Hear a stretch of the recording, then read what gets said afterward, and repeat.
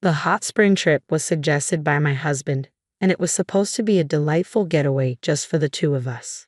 However, without telling me, he invited our son and his wife, with whom I have a strained relationship. When we arrived at the hotel, my son's wife bluntly said, "If you dislike being with Mike and me so much, why don't you sleep in the parking lot or somewhere around there?" Her mocking words, combined with my husband and son's failure to intervene, pushed me to my breaking point. "Fine, do as you please. I'll be sleeping outside then." "Bye," I retorted and got into the rental car parked in the hotel lot, heading out for a night stroll to clear my mind. As I wandered the streets until dawn, I heard the sirens of ambulances and fire engines. When I turned my phone back on, I found an incredible number of missed calls from my husband and son. "What the hell are you doing? How many times do you think we called and texted you?" my husband demanded when I answered. He and my son were frantic, explaining that a careless smoking incident had caused a fire scare at the hotel. I was utterly appalled by their lack of apology, so I gave my husband one last chance. "Hey, which is more important to you? Mike and his wife or me?" "What? What's with that all of a sudden? Is this the time to be asking that? Just come back already," he replied.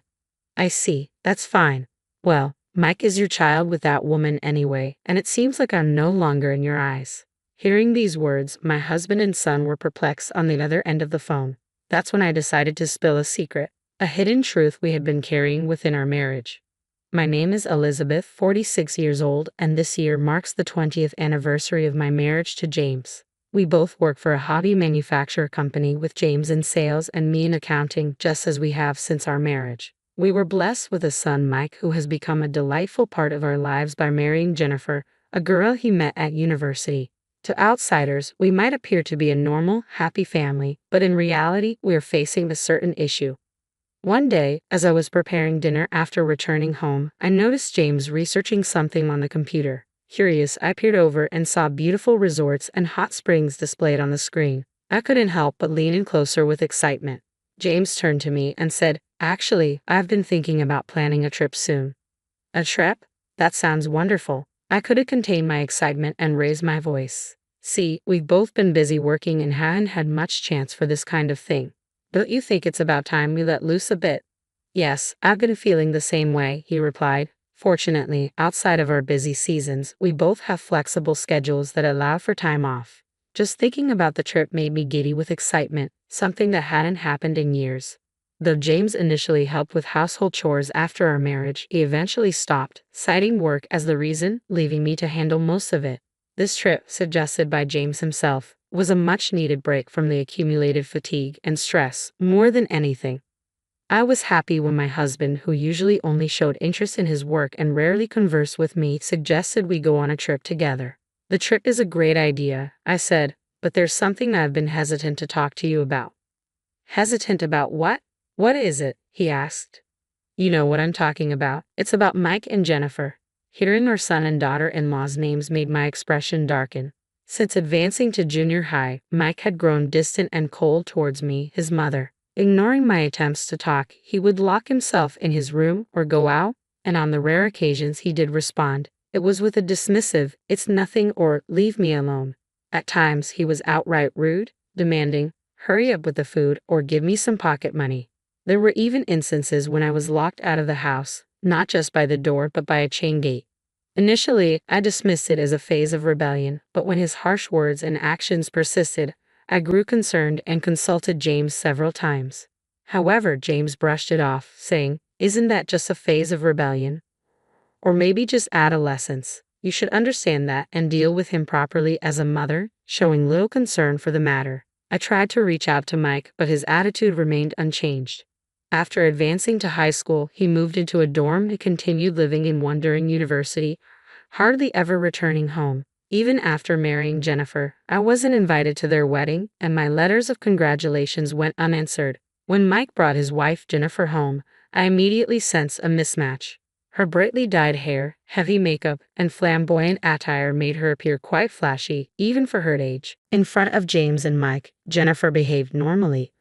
But the moment we were alone, she stared at me, then glared and said, "I wondered what kind of woman the mother of Mike would be, only to find out she's this plain. No wonder Mike detests you." Her derogatory words and expression cut deep. I thought Jennifer was indeed a perfect match for Mike. Interestingly, they didn't have any children and seemed to live a carefree life, despite their apparent dislike for me, much like Mike's. From the day they were introduced, they began to frequent our house often, usually with Mike in tow. When they visited, Mike and Jennifer would lounge around, hurling insults at me, and even stay for dinner.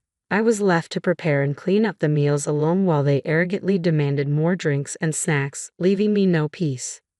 I rarely joined their conversations, but Jennifer once condescendingly said, "Elizabeth, why do you even work after getting married?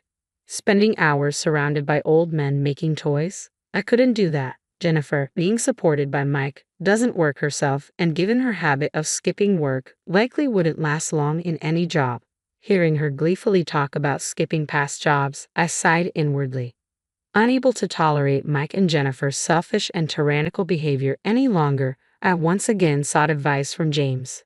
However, he simply said, "Mike is still as rebellious as ever, but Jennifer isn't that bad, right?" Feeling miserable, I replied, "But I'm being treated like a maid by Jennifer." I had my job too, and my body couldn't handle the stress any longer. Despite my concerns, James would just play dumb and brush it off, claiming he didn't know what to do. Eventually, the visits from Mike and Jennifer stopped. Whether they no longer wanted to see me or had other obligations such as work or finances, the reason was unclear, but their absence from our home was certain. Still, it seemed James continued to meet with them. Sometimes I could smell their perfume and cigarette smoke on him when he came home. As an asthmatic, cigarette smoke was particularly harmful to me, so I had asked Mike and Jennifer to refrain from smoking inside the house during their visits. Even with our strained relationship, I found relief in not having to endure their unpleasant behavior. I was determined to ensure they wouldn't interfere with our hot spring trip, and I worked hard to convince James of this. Relieved when he agreed, I looked forward to our trip to Hawaii. I pored over the guidebook daily, bought new clothes, and eagerly anticipated the vacation. However, the intrusion began on the very first day. As we arrived at the airport security check for our Hawaii-bound flight, pulling our suitcases and preparing to pass through the ticket gates, I was stunned to hear familiar voices. I turned around to see Mike and Jennifer standing there. "What? Why are you here?" I asked in disbelief. "Didn't Dad tell you? We decided to come along to Hawaii," Mike replied. I was dumbfounded and glared at James. "Mike and Jennifer have always dreamed of going to Hawaii," he said. "I'll handle them, so please let's go together." I was astounded. Despite all my efforts, including working hard and dieting for this trip, James still prioritized Mike and Jennifer. My plan seemed ruined, and I decided there was no point in going to Hawaii with such unpleasant feelings. As I was about to turn back, Mike and Jennifer stopped me. "For the past 11 years, I've wanted to reconcile with you, Mom, but I couldn't bring myself to be honest about it," Mike said. "I know my behavior wasn't right, and I realize now that I've been awkward and unfair. I want to get along with you, Elizabeth, and I don't want to strain our relationship any further." I was taken aback. It was the first time Mike had shown such humility, and Jennifer seemed eager to avoid appearing as the villain. Reluctantly, I agreed to go to Hawaii with the four of us. On the plane, Mike and Jennifer were in high spirits, ordering and starting to drink alcohol, while James sat happily next to me.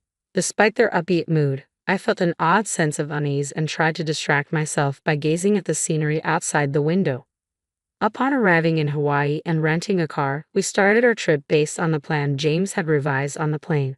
However, it wasn't long before Mike and Jennifer began to ignore my presence, speaking only to James. At water-based attractions like Sea Life Park and Waikiki Beach, they would intentionally trip me, making me fall and get soaked.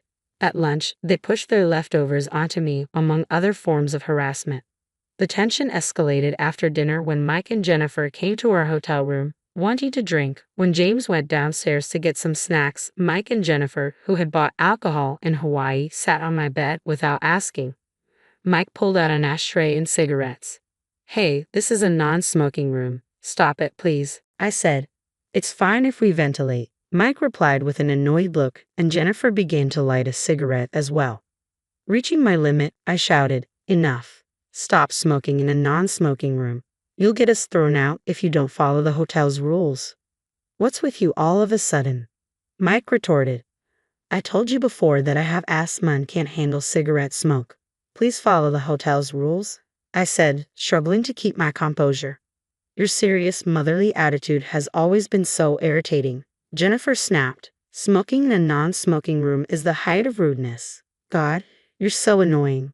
What's wrong with having fun on a trip? If you hate smoke so much, why don't you sleep in the parking lot or somewhere else? My head went blank from their words. Just then, James returned from his errand. Hey, it's loud even in the hallway. What's with all the shouting? I can't stand being with these two for another second, I said. They're trying to smoke in a non-smoking room, and why did you bring them along despite me saying no? This is unbelievable, I said, my pent-up emotions overflowing with tears. Mike and Jennifer looked down at me, smirking. You're just annoying, acting all high and mighty, Mike said with a smirk. You're no fun, not even drinking a single sip of alcohol. I felt something snap inside me. Fine, I get it. I'd rather sleep outside than stay here. Bye. Hey, Elizabeth, James began, but I quickly gathered my valuables and phone and stormed out of the room. James tried to stop me by grabbing my arm, but I shook him off.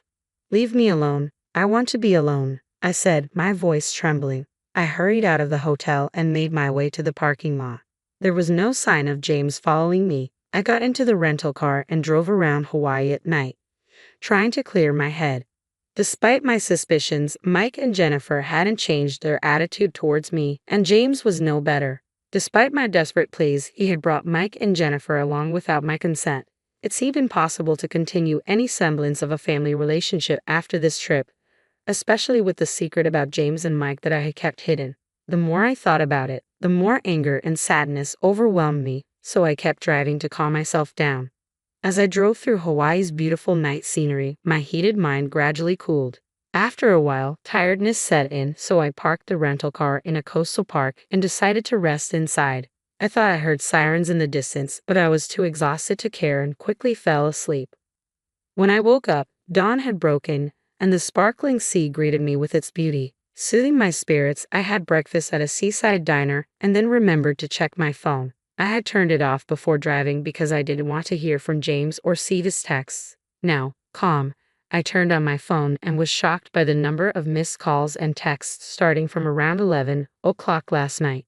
There were at least 30 or 40 of them. Just then, a call from James came in. What the hell are you doing? Do you know how many times we've tried to reach you? I've called and texted you. James's voice was a mix of anger and distress. What do you mean? I just had breakfast at a seaside diner, I replied, confused. While we're in deep trouble, you're casually having breakfast.